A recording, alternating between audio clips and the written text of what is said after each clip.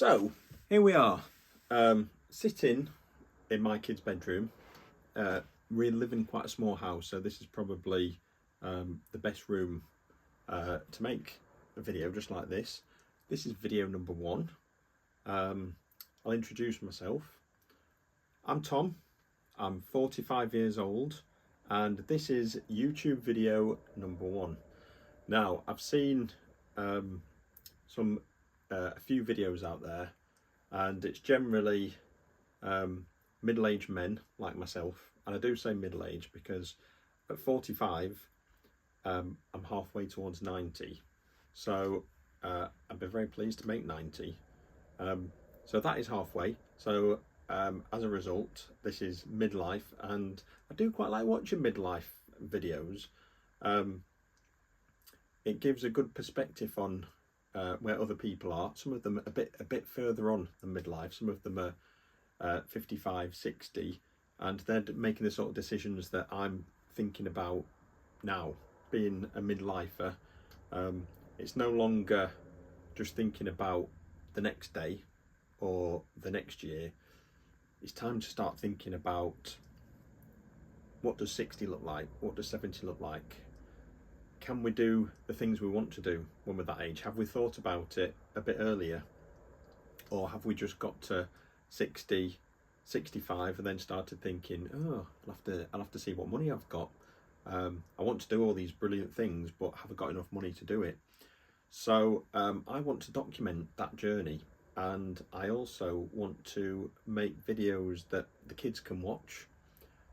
Hopefully, if they learn a thing or two about what I've picked up over the last, what would we say, 30 years, from 15, 20 onwards. Hopefully our kids, my kids, and other kids growing up can watch people like me and other midlifers and get a bit of an idea how to make changes in their life early, so the middle to end part can be more enjoyable, less stressful. That's one of the main things. We want to live a stress-free life, whether that involves comfortable amount of money, relationships, work. These are all the factors that go into whether our life can be stress-free or stressful. So a bit of background. Went to uni when I was 19. Went to Australia for a year, did the backpacking thing. So quite a popular route in the early days. Came back, decided that I wanted to be a videographer, a filmmaker. So that's what I was going to do. So that was 2003 when I got back, 23 years old. Spent a year doing things like writing scripts, film scripts, sitcom scripts, reading books. I was enjoying the education, but it didn't get very far. I think without a mentor, or without very much education apart from the books I read, the internet was still quite new. Didn't really have any peers. I remember sending a script to somebody at the BBC for this sitcom, and he gave me a 3-line reply, which was, I think it was basically like, it's too much like men behaving badly. Didn't really say anything good about it, so I gave up on that at the first critique. I think I moved on quite quickly. So yeah, that wasn't great. Didn't really give that much of a shot. Possibly a reoccurring theme throughout my life with many an idea. Sometimes at the first hurdle, we fail at the first hurdle, and then we move on to something else, don't we? I do that. So the film thing didn't last very long, and then I lowered my ambitions and I tried to do wedding videography. The trouble was, I was working in a bank at the time, and nearly all my money went on rent, travel. It was a pittance, so it didn't go very far. And then a couple of beers with my mates at the pub on a weekend. There wasn't really much left over, so promotion, gear, yeah, that didn't really happen either. So I ended up 25, working in a bank, not much money, and I looked around and I thought, I need to do something. I need to have some career, because I've been to university and working with lots of people who haven't been to university, who have just been dossing around, and now we're working together, and my mates are all climbing the ladders. So I thought, what else can I do? I'd worked with kids before. I'd done Camp America. I had family who were, successful teachers, and I thought I could do that. And people around me said, yeah, you'd be great at that. So there we were. Teacher training. Met my now wife. Teacher training course, and became a teacher. So that was 2006. Part of another part of wanting to become a teacher is I knew that would be a ticket to a life in Australia, which could have been another one of those great ideas that fell at the first hurdle. But this was one of the ideas that didn't fall at the first hurdle, and there were hurdles. There was quite a few of them, but we overcame them, and off we went. Me and my wife went to Australia, went to live in Adelaide, and we spent 5 years there.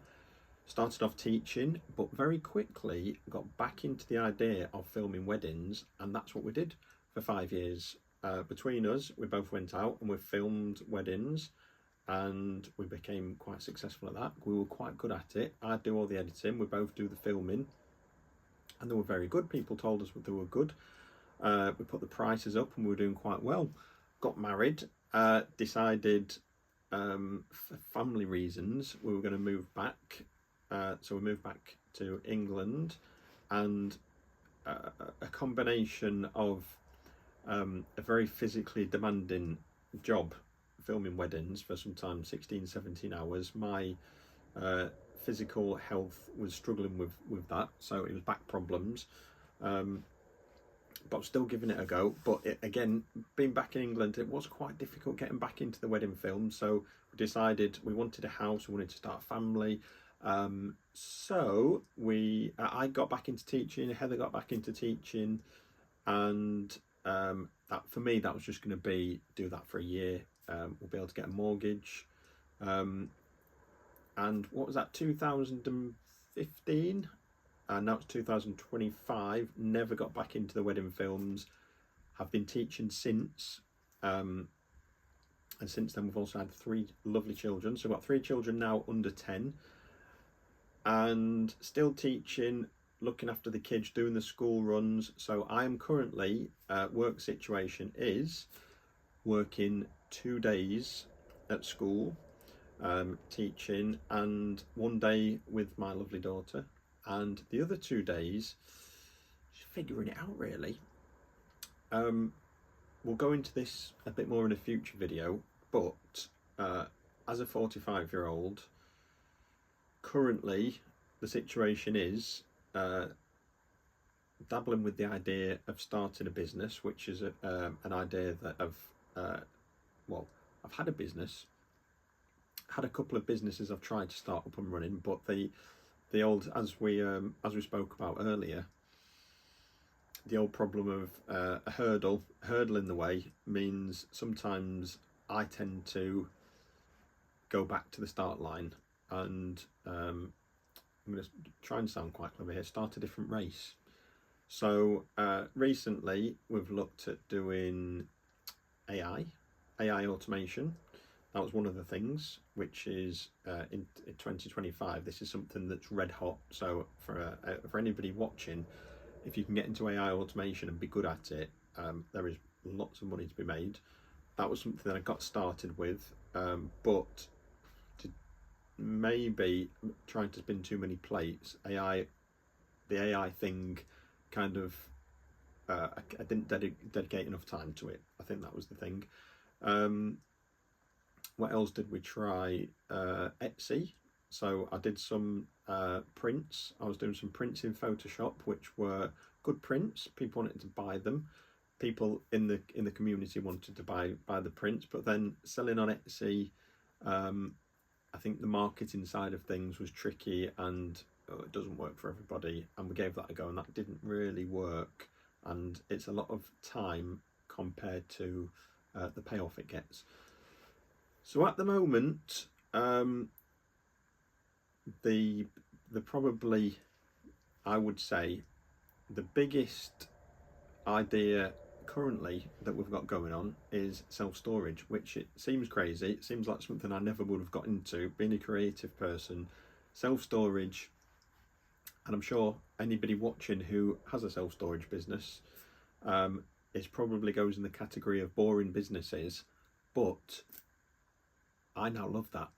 Boring businesses that you don't have to spend a lot of time in. And again, we'll go into this in future videos, but this is something that I strongly believe in and will be telling my kids to seriously look at boring businesses that you don't have to constantly be in. So I know people who this is working for. I know it's a model that, if you can get it right, is fantastic. So we're having a serious look at that at the moment.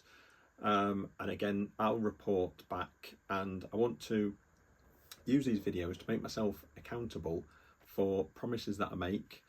And here it is, it's on YouTube. I'm going to promise to do certain actions, and then I'll check in and I'm going to report on my progress. And hopefully over time, we'll look at these videos and we'll see the progress. And hopefully it's not going to be full of non-starters. I'd also like to talk about finances, because being at 45, and I'm just watching this video thinking, I really hope I press record.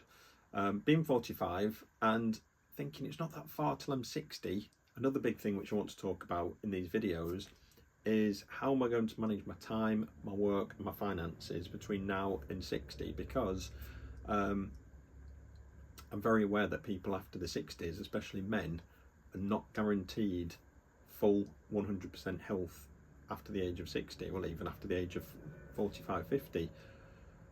So my plan isn't to carry on working and going back full time and carry on working, especially as a teacher, until 67, 68, because I know by then you're getting on for 70, you haven't got, you know, an awful lot of years of travelling ahead of you. So travelling, which, you know, I've said before in the video, it's obviously something that I like to do. I wish I could do more.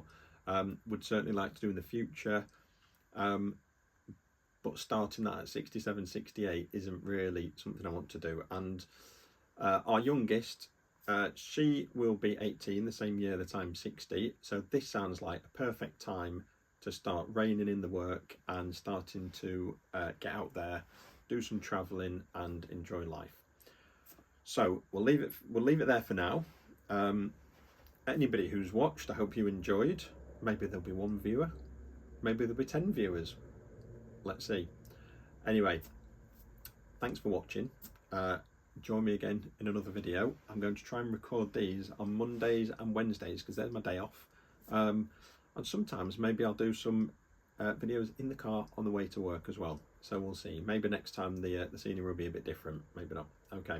All right. Bye for now.